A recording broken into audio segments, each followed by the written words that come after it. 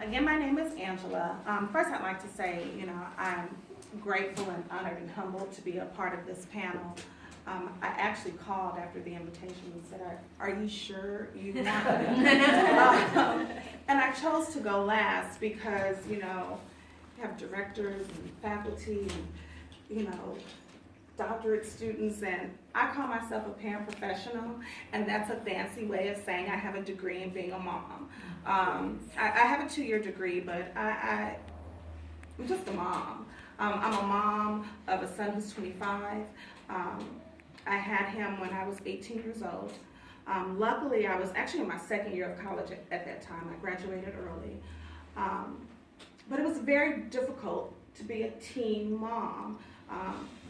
Even though I was a pretty smart kid, I was a good kid, I was active in church, I was already in college. I had graduated from high school like a month after I turned 17. I was a good kid, but I messed up and had a baby. And my mom made it very clear. She said, you live here, so that's not babysitting. Figure it out. Luckily, I was in California. I heard you speak of government assistance. Here in Oklahoma, to my knowledge, unless you're working, they won't help you with child care. Student is not working. In California, there was an agency called Crystal Stairs where they helped me with my child care, and I was able to continue to go to school. And that was very, very great. And again, I am really good at every 10 years kind of fall in love and have a baby. And then I'm like, thanks for the baby, I'm kind of done with you. So I've been a single mom to 3 children, for decades. So with Justin, I was living at home. I utilized a grant funded program to pay for my child care while I went to school, and that was great. So 10 years later, I have my daughter Taylor. So I'm late 20s by now. I don't need government assistance, but I don't want to just do like I saw on TV. I was like, what am I going to say to these people? What am I going to talk about? And this commercial kept jumping at me. And there's this commercial out, and I won't say the name of the website is what it is. It's like speed dating for your kids. Come check out my profile and pay by PayPal, and I'll come in your house and babysit your baby. I don't want to do that. Something impersonal, someone I don't know, come in my home, care for my child. It just wasn't the way I was going to go. Luckily, I could afford to pay out of pocket without any assistance a woman who I just happened to meet through a friend who wasn't working, who literally sat on the sofa all day and held my baby. What I couldn't do because I had to be able to go to work, but she was just like a second grandmother to my child. I mean, this woman never moved off this couch. She would call me and say, can you bring me, something to eat on your way to pick up the baby? And that was awesome.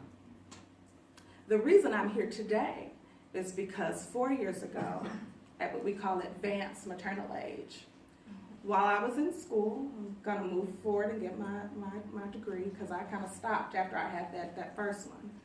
I became pregnant again. Prenatally diagnosed, my son had Down syndrome, or has Down syndrome, and a congenital heart defect. But, I'm knocking on 40, I can handle this. So I switched to online classes. I'm going to do this. I timed it perfectly. If I finish this class 3 weeks later, I can have this baby. Well, he decided to come early. So I'm in the hospital on bed rest, online classes. I can still do this. He came even sooner. No accommodation. Because you're so far into this class, too bad. Finish it or fail it, but you're still going to pay us. What do I do? What accommodation are you making for me? It just troubled me watching your slides that at the bottom of the list was child care on campus. You'll let me miss school and then try to make up these assignments. And as a young person, you'll segregate me and let me take online classes so I don't mix with the normal kids who don't have babies. The bottom of the list is to make accommodation for me to be in the classroom. It's unbelievable to me. So I have this baby, I pay for this class, can't finish. But then, who do you get to watch a medically fragile child? Where do you you take a baby who's on a heart pump, a feeding tube that you have to drop yourself, and I wasn't in nursing school, okay? And I've got to learn how to drop an NG tube down my baby's nose to his belly. But then I'm going to send him somewhere so I can either go back to work or finish my degree, which I was working on. You just can't do it. There's no accommodation. Then the little booger, at 2, decides to be diagnosed, it's his decision, to be diagnosed with leukemia. So now he has cancer. We're in the hospital 3 weeks, getting treatment. You get to go home for a week. That's enough time to wash your clothes, change your linen, get comfortable being there, pack up your bag to go back for the next 3 weeks. And we did that for 6 months. And I still have a daughter who's in high school. Actually, she was probably in middle school at that time. You know, and you're juggling these things as a parent. What do you do? And I really have the desire to come back to work and do this because it had become so difficult for me to navigate the system. I wanted to help other parents navigate this system. There is no way. I had my first child at 18. Malachi couldn't have been my first baby. I saw Cola here, you know, postpartum depression. I'd have been under the bed if I'd had Malachi at 18 with no supports, no resources. And there are a small number of resources out there that we simply just don't know about as parents of children who are fragile or different abilities. Just actually pay somebody to come in your house and babysit your baby. But you don't know that. I heard that from another parent when I went to my work, and she said, "Oh, do it." But luckily, she was kind enough to say, "Let me do the research. Let me find out. Let me find a way to help you." I think this is amazing to see. I'm surprised to see men at this conference and women of all ages and networking and getting together and sharing information with each other, not waiting on you to give it to us or the system or DHS or anybody else to give us this information, connecting with each other and sharing information and supporting each other and saying it's okay because I've been there. I mean, I've been there. I've done it 3 times in 2 different states over many decades. And each time it was different.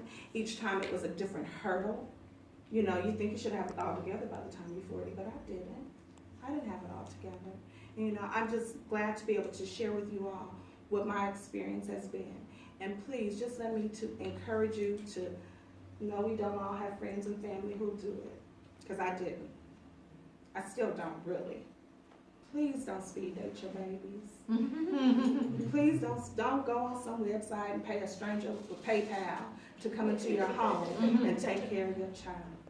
If you have children who are teenagers, God forbid my baby get pregnant. Oh God, I would just die. But if she did, I would support her, support her, support her. She would not have to be this, you know, looked upon, stigmatized young woman as I was. I was a good girl. Lady looked at me marching in the choir stand with a big belly. She said, "And how did this happen?" And luckily, my grandmother was the best advocate in the world. And I've heard some cursing here, but I won't say what my grandmother said. But she said, nicely, she said, "She's screwed." In the church. And the lady was just mortified at me with my pregnant self and my vulgar grandmother. But, you know, we've got to support our young people. We have to support our students. We have to stand together, and we have to stand strong.